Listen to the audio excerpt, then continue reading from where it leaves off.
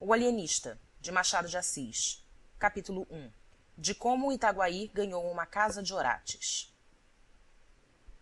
As crônicas da vila de Itaguaí dizem que, em tempos remotos, vivera ali um certo médico, o doutor Simão Bacamarte, filho da nobreza da terra e o maior dos médicos do Brasil, de Portugal e das Espanhas. Estudara em Coimbra e Pádua. Aos 34 anos regressou ao Brasil, não podendo el-rei alcançar dele que ficasse em Coimbra, regendo a universidade, ou em Lisboa, expedindo os negócios da monarquia. A ciência, disse ele à sua majestade, é o meu emprego único. Itaguaí é o meu universo. Dito isso, meteu-se em Itaguaí e entregou-se de corpo e alma ao estudo das ciências, alternando as curas com as leituras e demonstrando os teoremas com cataplasmas.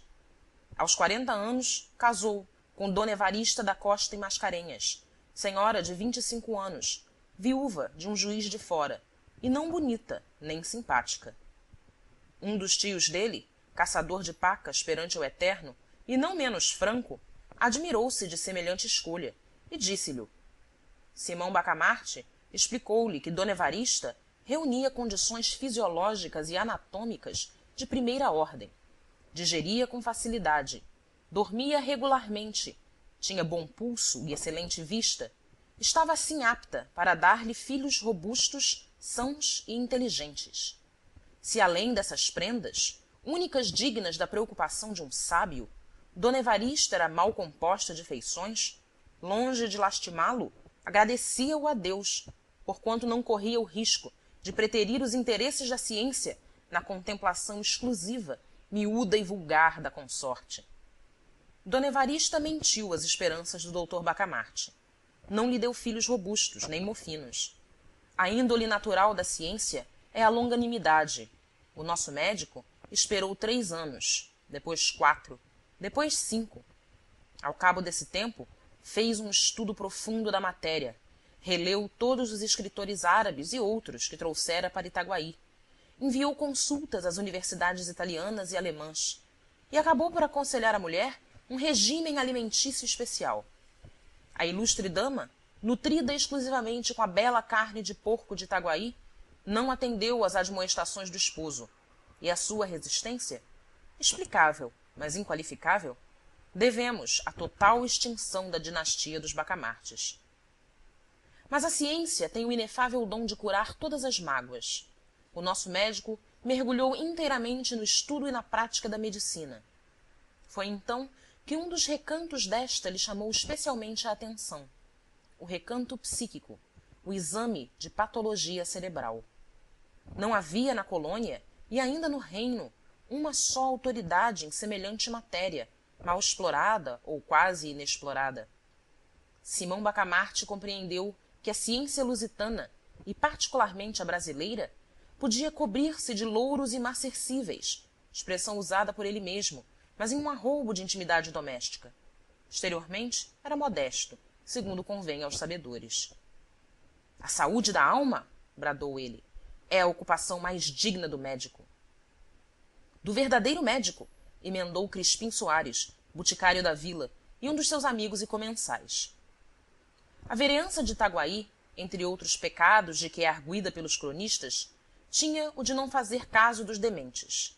Assim é que cada louco furioso era trancado em uma alcova na própria casa, e não curado, mas descurado, até que a morte o vinha defraudar do benefício da vida. Os mansos andavam à solta pela rua. Simão Bacamarte entendeu desde logo reformar tão ruim costume. Pediu licença à Câmara para agasalhar e tratar no edifício que ia construir todos os loucos de Itaguaí e das demais vilas e cidades, mediante um estipêndio, que a Câmara lhe daria quando a família do enfermo o não pudesse fazer.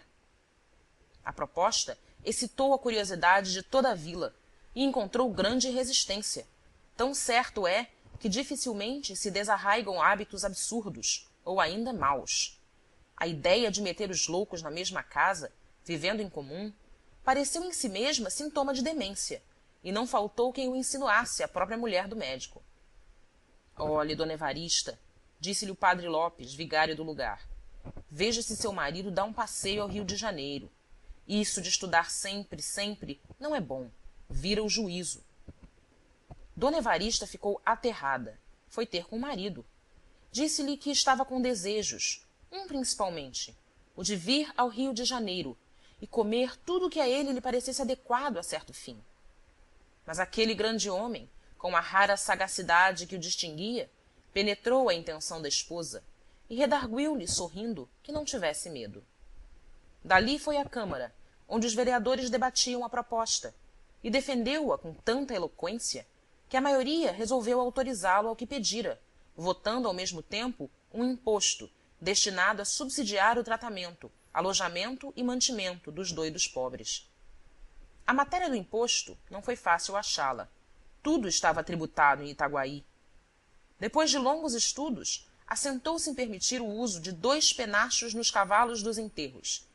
Quem quisesse emplumar os cavalos de um coche mortuário pagaria 2 tostões à Câmara, repetindo-se tantas vezes esta quantia quantas fossem as horas decorridas entre a do falecimento e da última bênção da sepultura. O escrivão perdeu-se nos cálculos aritméticos do rendimento possível da nova taxa, e um dos vereadores, que não acreditava na empresa do médico, pediu que se relevasse o escrivão de um trabalho inútil. Os cálculos não são precisos, disse ele, porque o Dr. Bacamarte não arranja nada. Quem é que viu agora meter todos os doidos dentro da mesma casa? Enganava-se o digno magistrado. O médico arranjou tudo. Uma vez empossado da licença, começou logo a construir a casa. Era na Rua Nova, a mais bela rua de Itaguaí naquele tempo. Tinha 50 janelas por lado, um pátio no centro e numerosos cubículos para os hóspedes. Como fosse grande arabista, achou no Corão que Maomé declara veneráveis os doidos, pela consideração de que Alá lhes tira o juízo para que não pequem. A ideia pareceu-lhe bonita e profunda, e ele a fez gravar no frontispício da casa. Mas, como tinha medo ao vigário e, por tabela, ao bispo, atribuiu o pensamento a Benedito VIII, merecendo com essa fraude, aliás pia, que o padre Lopes lhe contasse, ao almoço, a vida daquele pontífice eminente. A Casa Verde foi o nome dado ao asilo, por alusão à cor das janelas, que pela primeira vez apareciam verdes em Itaguaí. Inaugurou-se com imensa pompa. De todas as vilas e povoações próximas e até remotas, e da própria cidade do Rio de Janeiro, correu gente para assistir às cerimônias, que duraram 7 dias. Muitos dementes já estavam recolhidos, e os parentes tiveram ocasião de ver o carinho paternal e a caridade cristã com que eles iam ser tratados. Dona Evarista, contentíssima com a glória do marido, vestira-se luxuosamente, cobriu-se de jóias, flores e sedas. Ela foi uma verdadeira rainha naqueles dias memoráveis. Ninguém deixou de ir visitá-la 2 e 3 vezes, apesar dos costumes caseiros e recatados do século, e não só a cortejavam, como a louvavam, porquanto, e este fato é um documento altamente honroso para a sociedade do tempo, porquanto viam nela a feliz esposa de um alto espírito, de um varão ilustre, e se lhe tinham inveja, era a santa e nobre inveja dos admiradores. Ao cabo de 7 dias, expiraram as festas públicas. Itaguaí tinha, finalmente, uma casa de orates.